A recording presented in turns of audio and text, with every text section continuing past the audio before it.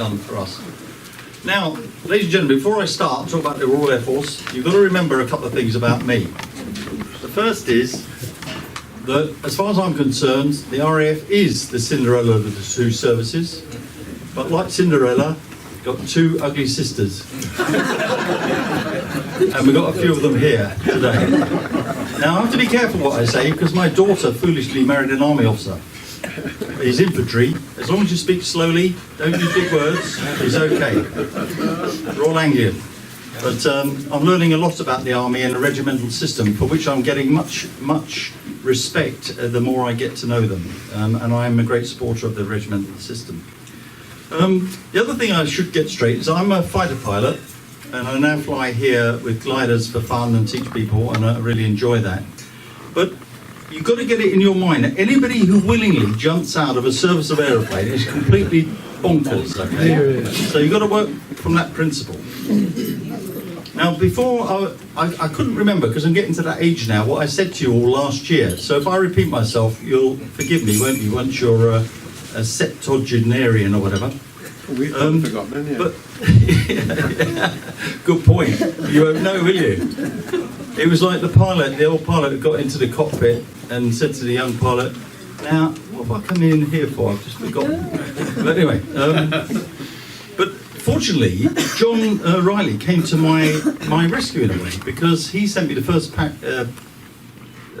chapter of the book about Martin Lindsay, who was a pioneer who, with others, led the way in development of parachuting back in the 40s. And what a man! When will the book be out, by the way, John? In a year's time. In a year's time. So you'll have to wait for that. But the first chapter really sets the scene. But a lot of it I hadn't realised. For instance, in 1940, of course, we, the Brits, had watched what the Germans had done with Blitzkrieg and thought, wow, we should have some of that, at least what the more advanced people did. And this chap, Martin Lindsay, he was a polar explorer. So obviously he had guts and determination and drive, which is what held him in good stage, I think, for all of his parachute work. He was one of the first, and the early days of parachuting work were done up at Ringway, which is Manchester Airport. And of course the relationship with the RAF started straight away, because first they were most sensible themselves not to jump out of aeroplanes, but of course many of them had to.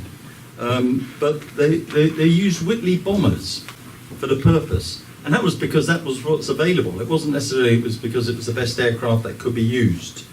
And initially they decided to try different shapes of parachute and different release mechanisms, and to be able to jump out they had to wriggle their way to the back of the turret, where there was a whole sort of rear gunner's turret at the back of the aircraft, where there was a hole which a man could just about squeeze through, climbing over the rear gunner, much to his chagrin, and then leaping earthwards out the back there. I mean, you mentioned the guts needed to do that. He described his first jump as that he blacked out, and then a few seconds later he realised he was awake again, sitting in his harness. He described it as the second greatest thrill in a man's life. I don't really understand that. What's the first? Oh yeah, the first one must be landing after a successful sortie. And shortly after this period, in the early 40s, gliders were included. We mustn't forget the gliders. I mean, we're here on a gliding site. If you're going to produce effects, there are two ways of doing it. You parachute people in, or you indeed come in with gliders and drop them in. The only thing is, there's a lovely book called A Silent War about glider pilots. And one thing I hadn't realised, in the early design of gliders, they used to have it pilots, troops, howitzer, in that order from the front. Until the troops realised that when they crashed in the field, the howitzer went through the troops and then went through the pilots, which is not a good idea. So they redesigned them, and the aircrew didn't win on this one, so it became pilots, howitzer, crew, troops, just to make sure they could walk away from it. But the sad part was, like early flying, in the sort of turn of the century up to the First World War and everything, we lost a lot of people who just were trying to make the system work. And one thing that saddened me, I hadn't realised just how much work was done on designing the release mechanism for the parachute pack when the when the jumper jumped on his static line out the back of the aeroplane. That lost a lot of people because we didn't, for some reason, copy the Germans or steal their tricks. We obviously developed it all themselves. But of course they learned something from every incident, every loss of life. You know, this thing about test and adjust, they did that very well. So by the end of 1940, there were 500 soldiers qualified. They got their para wings apparently after 5 jumps. By the way, we used to do that as a fighter pilot. In the old days, I would get my wings, my para wings. It wasn't just my preference not to jump out of serviceable aeroplanes, but what they found was they were breaking more fighter pilots by training for it than they were ejecting from jets. Yeah. So we were banned from doing it, believe it or not. So none of us of my generation got our para wings. So eventually they made a bigger hole in the Whitley, so you wriggled down the back and there was a hole in the ground. It always reminds me of the balloons. I don't know if anybody has seen those balloons that we used to jump out of, 800 feet up, I think. The hole in the thing, if I'm all right, gentlemen, you're all nodding, was shaped like a coffin. So that made you cheerful for the first jump of the day. And you had to have a lot of confidence. One thing about the paras that I really respect, and I've worked with them through my career, is their guts, you know. When you do the para quaint course down at Aldershot, in my day, I did it as a cadet, they made you jump through gaps up about 20 feet in the air, gaps in bushes, you had to believe there was something you were going to land on the other side. And they said, just do it. And of course there was something, because they're not daft, but you had to believe it. And that is something that some people just haven't got the guts to take that trust and just go for it and then sort it out afterwards, if you see what I mean. Anyway, they used to apparently drop 8 paras in a stick over 10 seconds. Now this is really important because now, of course, the sticks are much longer and they're going out at quite a rate at the back of a Hercules. Or I see now that we're using the Atlas for that, aren't we, at Bryce Norton? The A400M? Trial last week, sir. Yeah, just hot news, fresh from Bryce Norton. So this new A400M, which is a political aeroplane, but we won't go there, it can carry a lot of paratroopers. The thing is, every aircraft that comes in, we've got to, with the blessing of the guys down at Bryce Norton, Army and Air Force, do trials to make sure it's safe for parachuting. I'll give you one example. I was the one who received the first new Hercules C-130J back in 1999 at Leicestershire. And everybody said, oh, well, we'll just do the jumps and everything. And of course, the J-Tube guys, the Joint Tactics Unit, said, no. They had to redo all of the jump parameters because the engines were different and the whole shape of the rear end was different. And it was just as well we did, because we would have lost a lot of people otherwise. Let's have a quick look here. And of course, at this time, building up, there was also, of course, Sterling was part of this mob, loosely, about the early days of the SAS. And of course, they had a great interest in this as well. The famous raid they did was in February 41, was called Colossus, which was on a aqueduct in southern Italy. That wasn't the SAS, that was the Paras. That was the Paras. Yeah. So they did that jump there, which was one of the bravest things, which proved the concept, of course, as well, that they could get in and do that.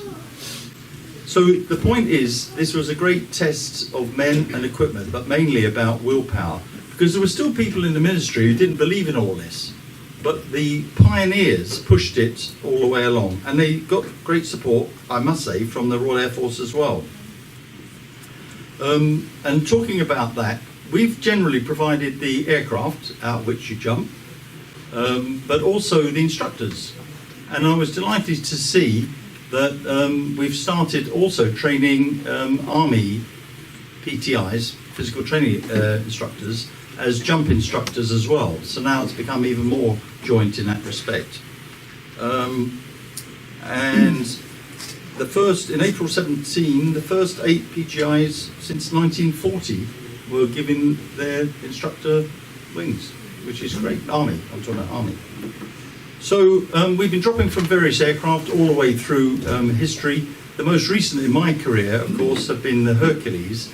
The Hercules K models, the original ones, which marshals at Cambridge used to repair and made them bigger and everything, they were certainly the aircraft that went through my career. In 1967, I did my flying scholarship there, and they were being painted in RAF colours at Marshalls, and we flew them all the way until a few years ago. So what a job they did. Now we've got a problem because we've only got the J models, which are used for special forces, the SAS and others. And of course the government want to sack them and try and use something else, which would be a real shame, I think. So if you've got a vote on this, keep the Hercules for as long as we can. So this tradition has run on. I've never detected any angst between the Army and Air Force about who does what, because we both do our jobs very professionally. I may have mentioned to you last time, I only got into trouble twice when I was commanding the units that had all the Hercules in. One was when a navigator put in the wrong position and they dropped them off the coast of Bude over cloud. This was an SAS mission, and they only realised when they'd dropped them all out with their kit, that they dropped them in the wrong place. And the rescue helicopter was launched immediately and rescued them all. They lost all of their equipment. And I felt very sheepish when I phoned up the one-star brigadier boss of the SAS in London. And he just laughed and said, well, you know, that's why we train, isn't it?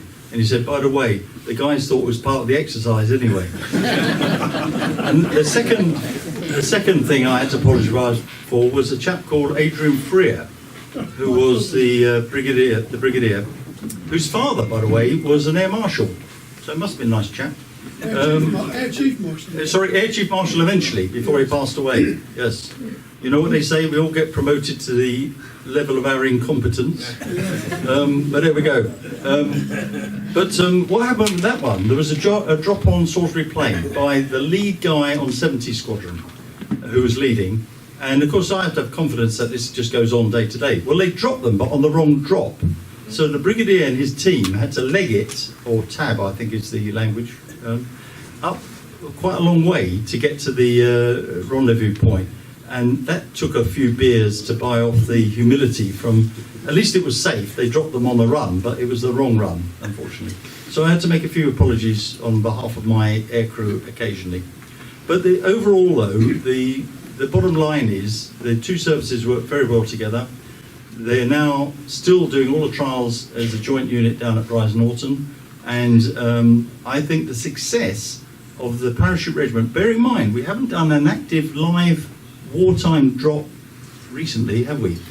But the role still exists. Why?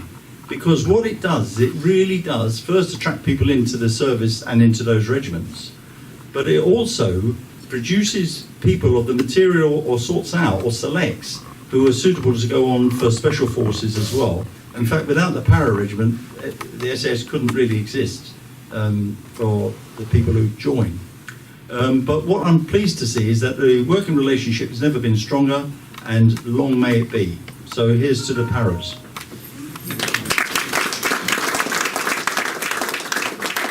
If I could make a point, please.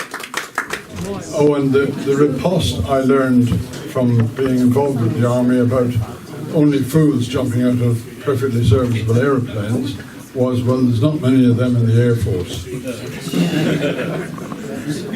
Oh, and by the way, the Navy have traditions. The Army has customs. This is the bit about the two ugly sisters. And the Air Force just has nasty little habits. We can live with that. Thank you so much for all that insight. Now we hand over to Brian. He's going to take us through the historical side of things. Over to you. Thanks, Brian. Can everybody hear us? Is that better? Yeah. Yes. Hear that one myself. Right. Thanks to John and the rest of the team for inviting us across today. As Brian just said, I'm going to talk to you about the historical side, which is going to talk about the history of RAF Saltby, or Saltby Airfield, and then we'll move on to what I call 156's taxi drivers, the 314th Tactical Troop Carrier Group. So Saltby Airfield first opened in 1941, and it was a satellite base for RAF Cottesmore, which is just a few miles across the fields that way. It was the home of Bomber Command's number 14 Operational Training Unit. And as an OTU, it used to train bomber crews before they went into operational squadrons. At the time, the airfield didn't have any runways, it was just a grass field. And it operated the Hampden bombers initially, the flying suitcases as they called them, and later replaced by Wellington bombers, which was becoming obsolete on the front line. They were operated here until August 43, when number 14 OTU left Saltby and Cottesmore and moved just down the road to RAF Market Harbour, still in Leicestershire. So when 14 OTU left Saltby, the plan was to upgrade the airfield to what we call a Class A airfield. And that was to give it 3 concrete runways, perimeter tracks. They built four hangars, including communal and domestic sites, which were constructed to accommodate apparently 994 RAF and 112 WAF female personnel. So I don't know what the accommodation was like before that, but it sounds like it wasn't very good. So whilst the building work continued, Saltby also continued as a base, and it was selected as one of 24 airfields in the country to be the home of Horser gliders. The Horsers, I don't know if any of you know, the nose section was built by Bolton and Paul factory in Norwich until about 1940, July 1940. But unfortunately, the factory was bombed twice within a week from the Germans. After that, they moved the production to Melton, to the Midland Woodworking Company in Melton Mowbray. So the nose section for the Horser was actually built just a few miles down the road. 32 Horser gliders were towed over the airfield and were released by Whitley bombers, or Whitley tugs, and Albemarle tugs. And they were stowed on the airfield in ready for D-Day. And they was maintained by what we call number 32 Heavy Glider Maintenance Section. So while all this work was going on, they was looking at transferring the airfield from number 92 Bomber Group to number 5 Group. But in the meantime, a group of US engineers turned up at the base and carried out an inspection. And they liked it so much that the control was handed over from Bomber Command to the US 9th Air Force Troop Carrier Command. And on the 18th of December 43, RAF Saltby was officially known as United States Army Air Force Station 538.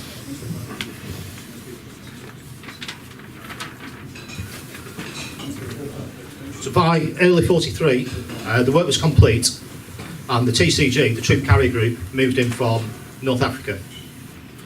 It consisted, this is the 314th Troop Carrier Group, it consisted of 4 squadrons, the 32nd, the 50th, the 61st and the 62nd Troop Carrier Squadrons. And they moved to Saltby between 20th Feb and the 6th of March 44, equipped with 2 different versions of the Dakota. The first one was the C-47 Skytrain, and the other was a C-53 Skytrooper. One of them was based on the passenger DC-3 Dakota, and the other one had the enlarged rear door and strengthened cabin floor so they can get jeeps in and guns and things like that. So within 6 weeks of arrival, they were taking part in the first combat ops while they was out in Italy. Excuse me. In July 43, they took part in what was known as Operation Husky, the invasion of Italy.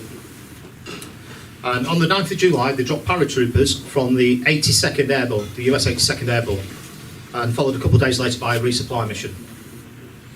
As part of this, the 314th was awarded a Distinguished Unit Citation for its part in the second mission in carrying the drop in bad weather conditions and under heavy attack from both ground and naval forces.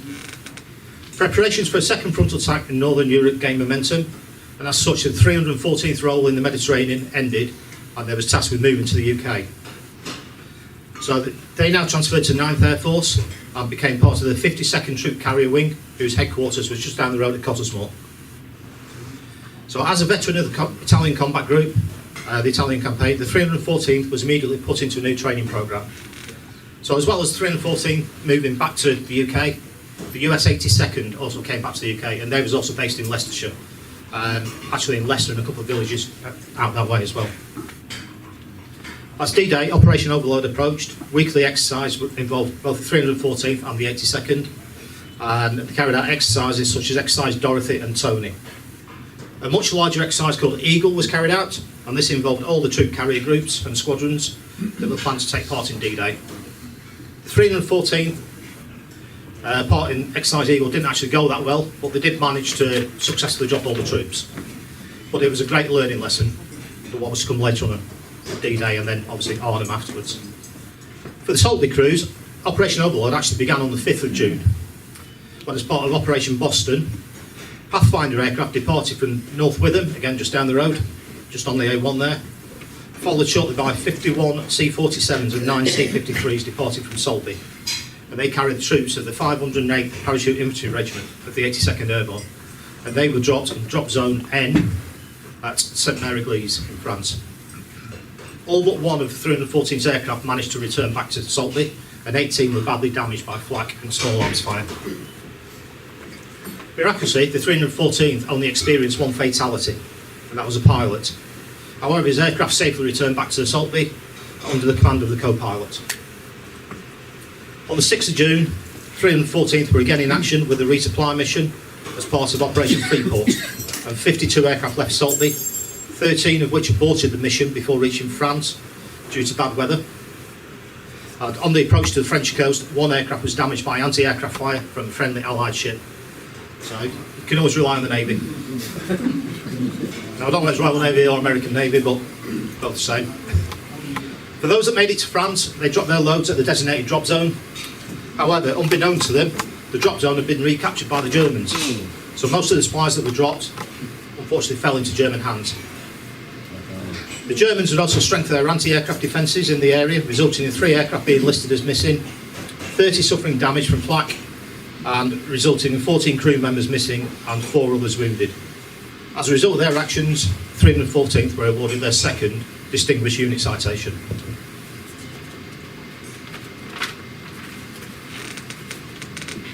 So that was D-Day. Move on now to Market Garden. So the next major mission for 314th was Operation Market, which was part of Market Garden. The group was tasked with delivering the 2nd, 3rd, 11th and 156 battalions of the British 1st Airborne Division. As part of Market, the 314th carried out 4 market missions, but some of their crews were involved in glider ops.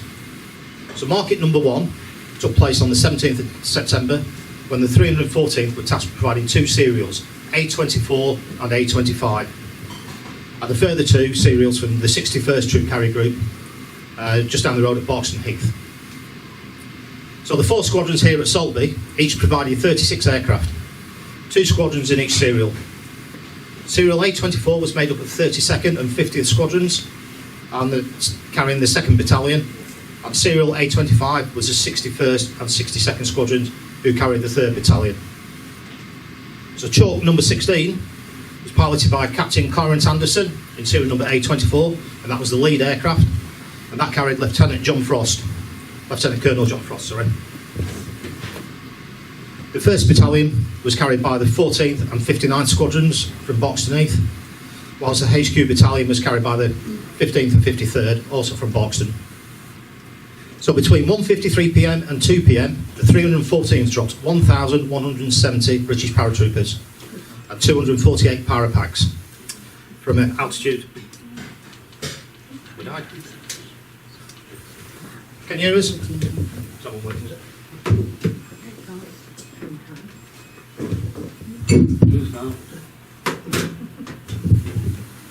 Can you hear us again? Sorry, what, I'll shout. So between 1:53 and 2 p.m, the 314th dropped 1,170 British paratroopers and 248 parapacks between altitudes of 700 to 900 feet. History records this as a textbook drop, and all 72 aircraft of the 314th returned safely to Saltby around 4 p.m. It was a tense day for the men of 156 back in Melton, who had been scheduled for the 2nd lift the following morning. Captain Tom Wainwright, who remembers seeing Market 1 formation from his barracks at Spinney, and having a premonition that all would not go well with this op. Jean French, who was dating at the time Corporal John Smith of Remy, who was attached to 156, recalls, on the morning of the Battle of Arnhem, we didn't know what was going on. All the paratroopers were confined to barracks. That morning, the sky was suddenly full of aircraft. The noise is something I will never forget. So the next day, 18th of September, 156 travelled the 10 miles from Melton to Saltby for a scheduled 8 AM takeoff as part of market number 2. But this was delayed to 11:20 due to fog. Again, the 314th were tasked with providing 72 aircraft in 2 serials, and the 315th Troop Carrier Group at Spanhoe also provided the same. 156 were in serial A31 with the 32nd TCS, and the 50th Troop Carrier Squadron provided the second flight with Chalks 619 to 636. The lead aircraft in serial 31 was Chalk 601, and this was piloted by the 32nd Squadron Commander, Major Halleck Wilson.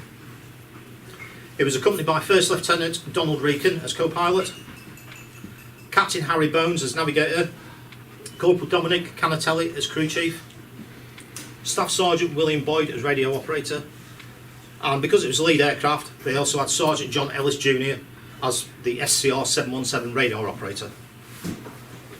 On board this aircraft was the CO of 156, Lieutenant Colonel Devu, with 16 troops from HQ Company and 3 from the Royal Corps Signal. Now, incidentally, the aircraft serial number, it was Chalk 601, but its serial number was 4315616. Now, whether that was an omen, don't know. In addition to the aircraft from Saltby, 7 horses were dispatched from Keyville in Wiltshire, carrying the battalion's jeeps and trailers with all the supplies, and there was a hammer car that left Tarrant Rushton in Dorset carrying the 2 Bren gun carriers. The 11th Battalion, who were also based in Melton, flew in serial number A32 with the 61st TCS, in flying in Chalks 637 to 654, and the 62nd TCS in the second formation with Chalks 655 to 672. From Spanhoe, the 34th and 43rd Squadrons of the 315th Troop Carrier Group carried the 10th Battalion from Somerby, whilst the 309th and 10th Troop Carrier Squadrons carried the 4th Brigade HQ. This time, the drop zone for 156 was Drop Zone Yankee at Ginkle Heath. Unlike Market 1, the second mission for the 314th was no milk run. Obviously the Germans was expected at this time. Flak from the German batteries hit several aircraft. On approach to the drop zone, a 50th TCS aircraft, the lead aircraft of the second wave in serial A31, was Chalk 619, and this was flown by Captain Leonard Ottaway, carrying a stick of 18 men from the 156 support company, and it was hit by German small arms fire. The left-hand engine and fuel tank were hit, and the belly of the aircraft started to burn.